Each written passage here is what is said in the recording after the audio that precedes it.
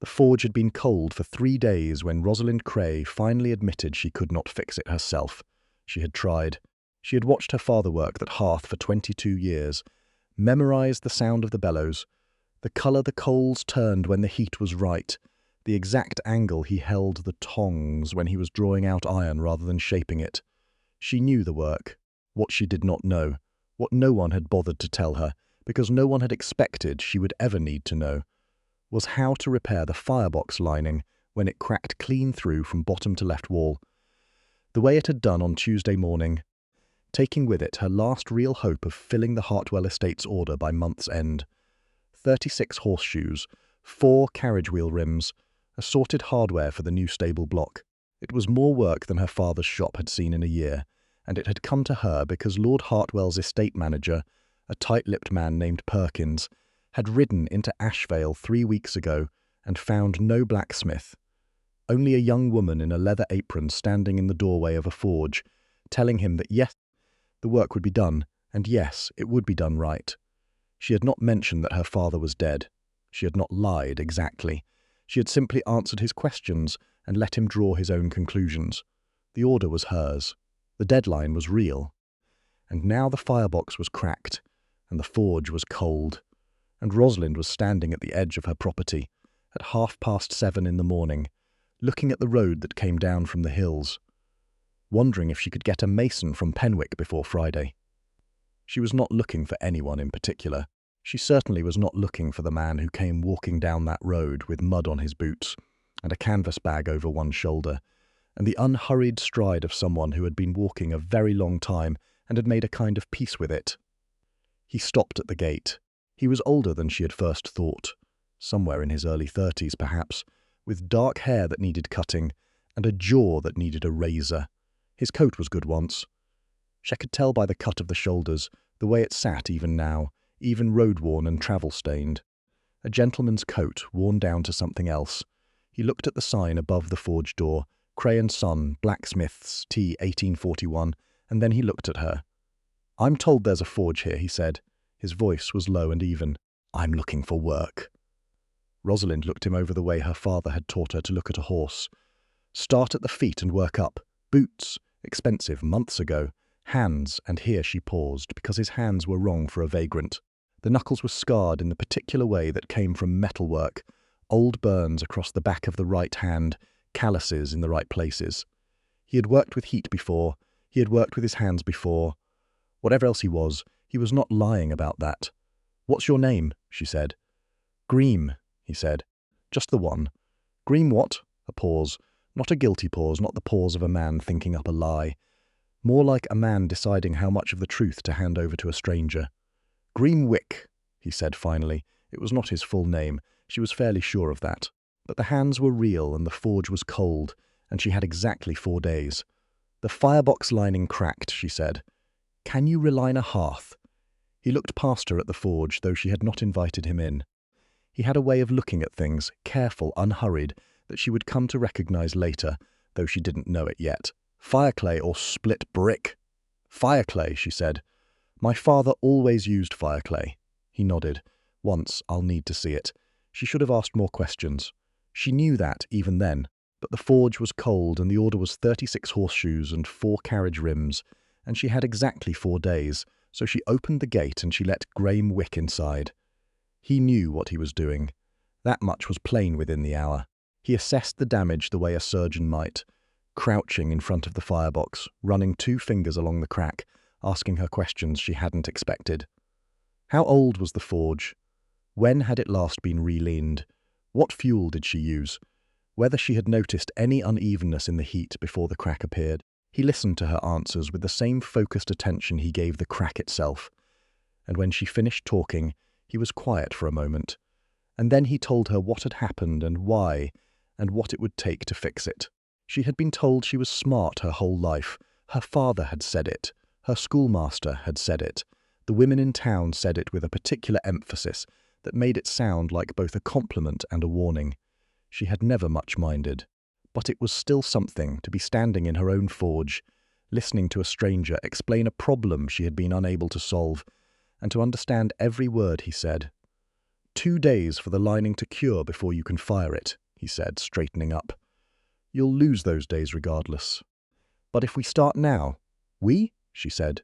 He looked at her. He had grey eyes, the kind that looked different in different light. Right now, in the dimness of the forge, they were nearly colourless. I meant, if you have another hand to help, it's faster with 2. She studied him for a moment. He did not look away.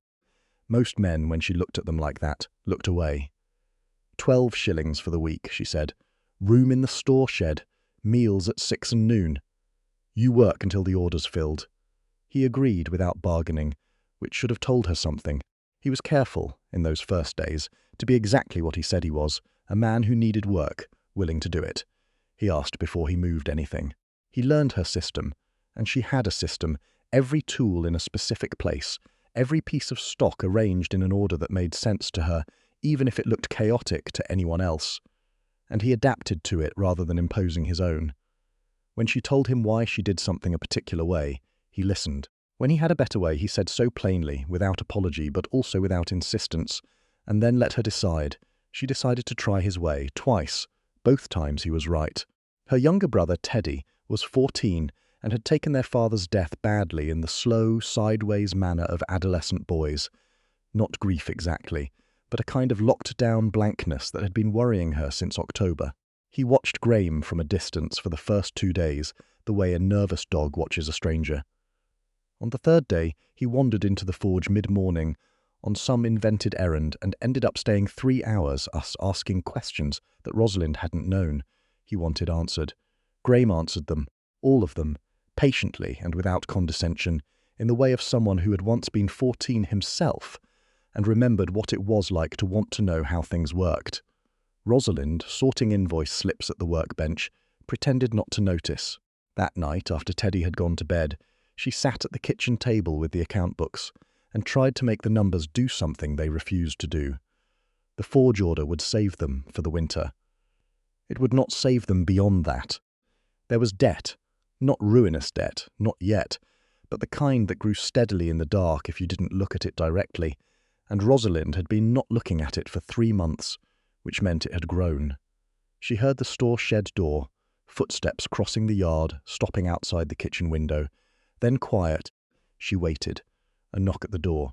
I saw the light, Graham said when she opened it.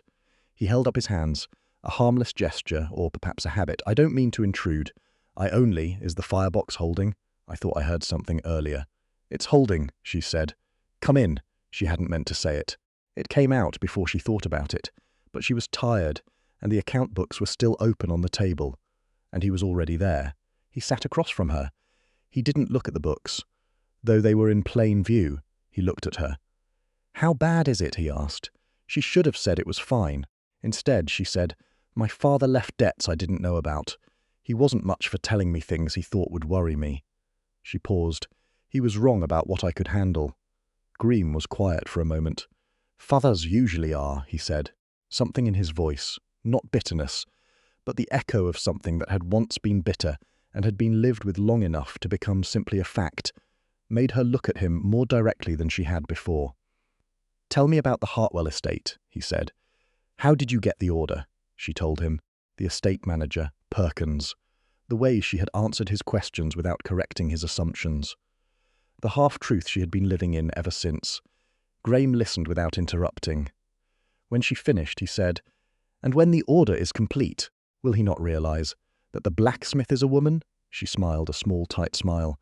He'll realize, but the work will speak for itself by then, and it will be done well. And if Lord Hartwell's horses are well shod and his carriage rims are true, I expect he'll place another order regardless. Graham studied her for a moment.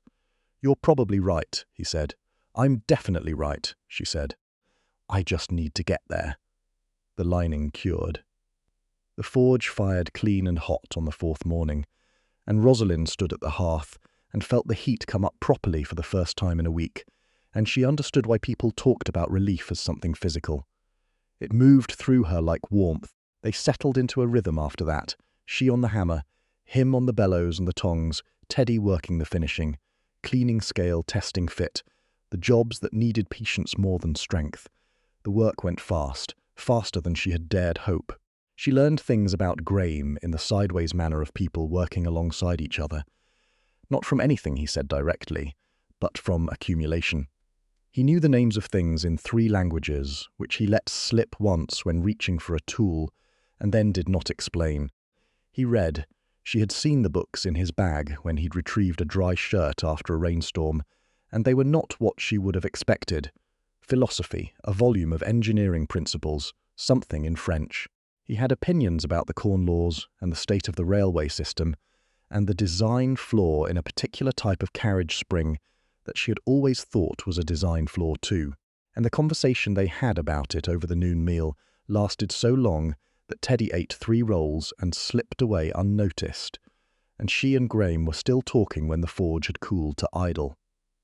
She started to think of him as a person rather than a solution to her problem, which was the first warning sign. The second warning sign came on a Thursday. A rider came through Ashvale, a groom in livery she didn't recognise, asking for directions to the Penwick Road. Rosalind pointed him on his way from the forge entrance. The groom thanked her, turned his horse, and Graham, who had been behind her 3 feet away, turned his back. Quickly. Precisely. In the manner of someone well practised at being behind other people when they needed not to be seen. She didn't say anything. She filed it away. That evening she asked Teddy casually what he knew about the Wick family. There was no Wick family he'd heard of, from anywhere around Ashvale or Penwick. She had expected that. She had not expected the small cold feeling it gave her to have it confirmed. But the work was good, and the work was honest, and there was still a week left on the order, and Rosalind Cray was not the sort of woman who borrowed trouble ahead of its arrival. The estate manager came on a Wednesday. Perkins arrived mid-morning with 2 grooms, and the expression of a man who has never once in his life been pleasantly surprised by anything.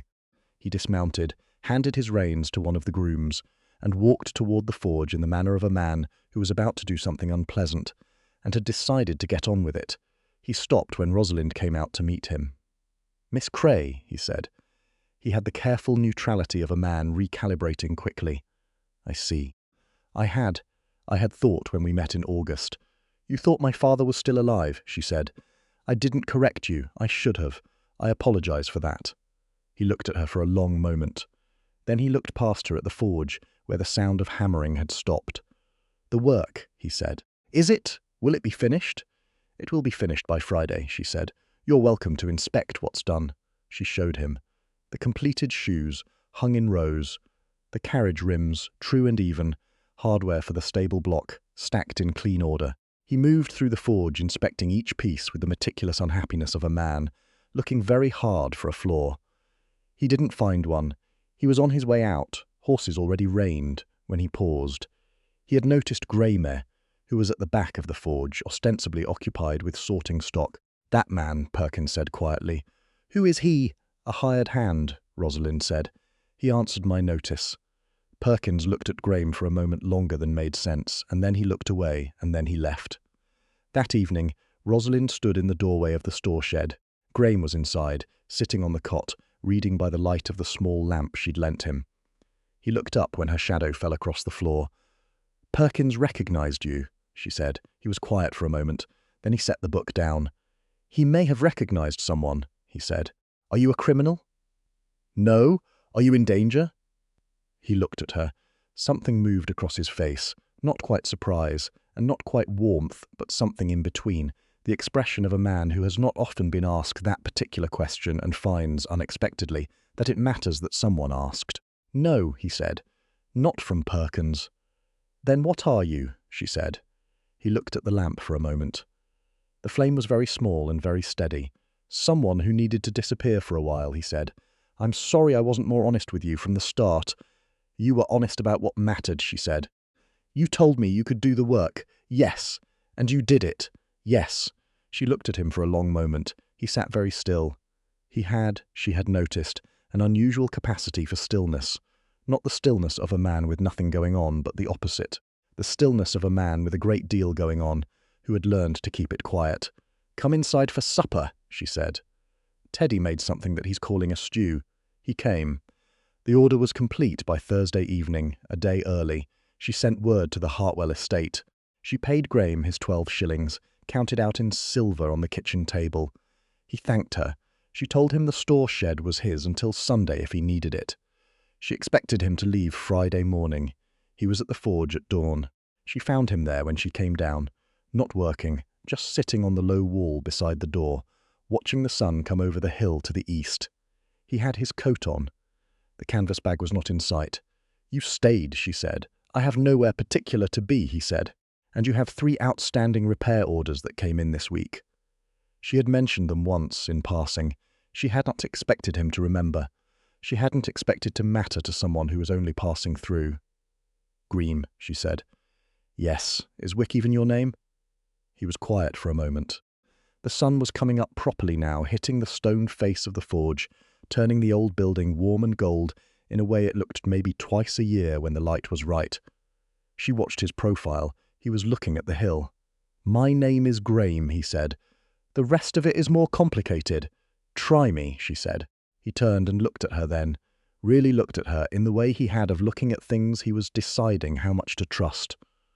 She had come to recognize it the last 2 weeks. She had come to feel, without quite admitting it to herself, that she wanted to be found trustworthy. "Graham Alderton," he said. "Viscount Alderton. My father is the Earl of Moorbridge." The silence lasted several seconds. "You're a Viscount," she said. "Yes, you were staying in my store shed. Yes."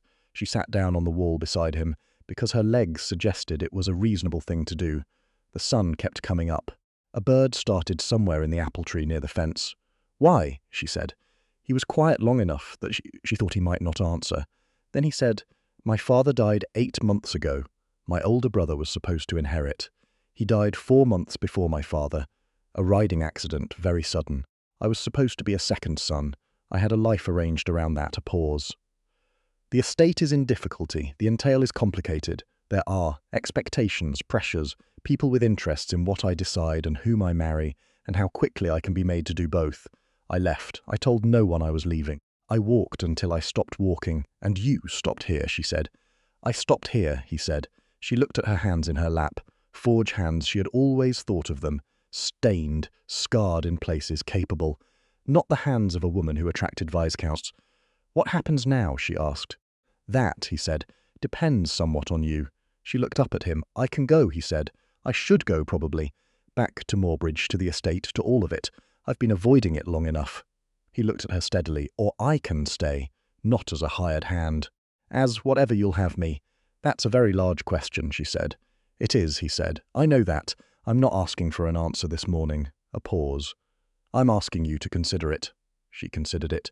She looked at the forge, at the sign above the door, Cray & Son, Blacksmith's St. 1841, and she thought about her father and the accounts, and Teddy's face when Graham explained the physics of metalworking over a noon meal, and the cold crack in the firebox that had brought all of this about in the first place. "If you go back to Moorbridge," she said slowly, "what does that look like?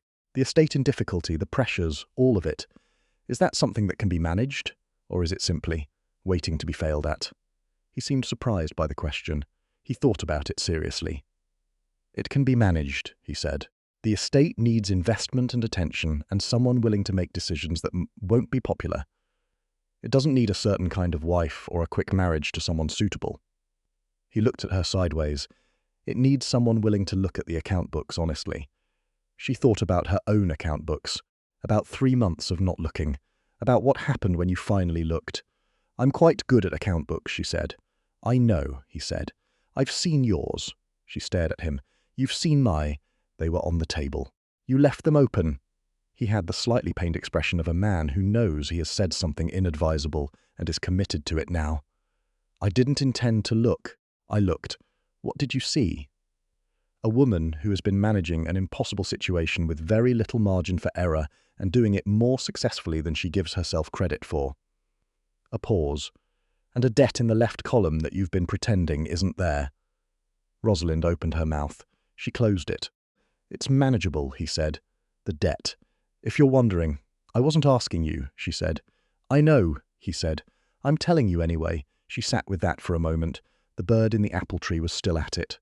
Teddy would be up within the hour, stomping around the kitchen on the theory. That morning noise was other people's problem. The forge was cold, and there were 3 repair orders waiting, and the sign above the door said Cray and Son. Even though there was no son, and hadn't been a Cray man here since October. She thought about what she wanted. She had not let herself do that in a while. She thought about the way Graham looked at things he was deciding how much to trust. She thought about the way Teddy had stayed in the forge for 3 hours asking questions. She thought about conversations over noon meals that went on so long the forge cooled to idle. She thought about his hands on the day he arrived, the right ones for a stranger, the wrong ones for a vagrant, the kind that told her before anything else that he was a man who knew how to do things and did them. "I'm not moving to Moorbridge," she said. "I'm not leaving Ashvale." "All right," he said. She looked at him. He had said it immediately, without deliberation. "All right," she said. "The estate is a day's ride," he said. "It can be managed from here, at least in part. I've been thinking about it."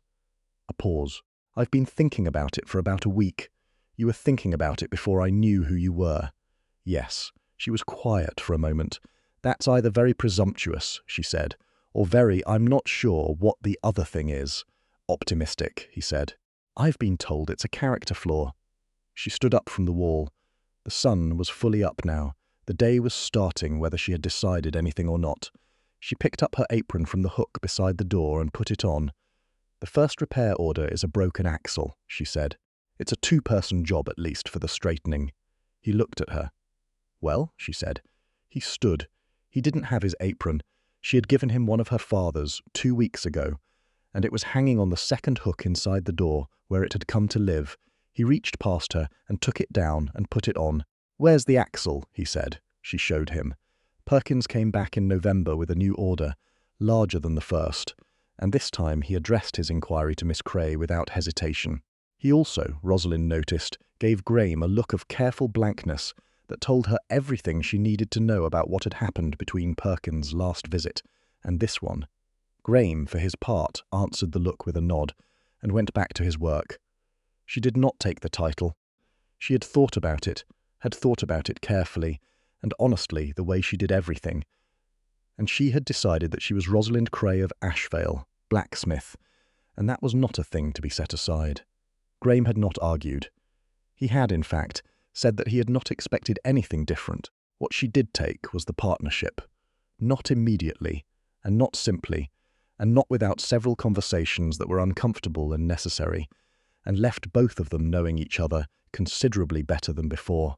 She took it in the same way she had taken on the Hartwell order, with her eyes open, with her conditions stated plainly, with the full expectation of difficulty and the reasonable belief that she could handle it. She had been right about that before. She expected she was right again. The sign above the forge door stayed as it was for nearly a year. Then, one morning in autumn, Teddy, who had turned 15 and was beginning to have opinions about things, stood in the yard and looked at it for a long time. "It should say something different now," he said. Rosalind looked up from the order she was reading. Graham, behind her, said nothing. "It should still say Cray," she said. "Obviously," said Teddy, "but it shouldn't say Son." She looked at Graham.